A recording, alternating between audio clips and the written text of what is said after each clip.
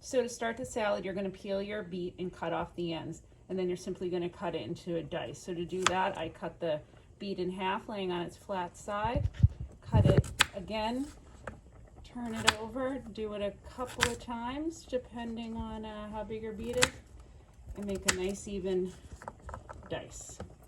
And then we put it into the water to boil for about 10 minutes.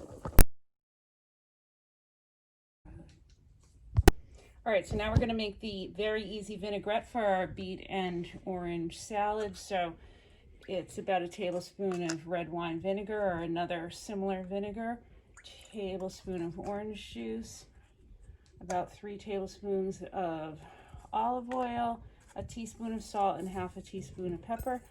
And we simply whisk this all together until it's well blended. After your beets are cooked and reasonably cool, dump them in a big bowl. Add in 2 cups of drained mandarin oranges, or you're welcome to use fresh segmented oranges as well.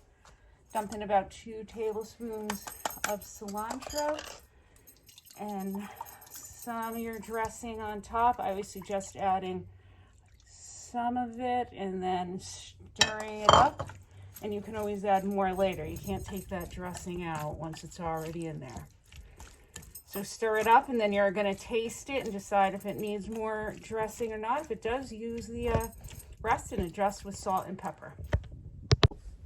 After your beet salad has chilled in the refrigerator, can marinate it a little bit more in its dressing. Simply pour it over any greens that you might have in the house. It doesn't matter what those greens are.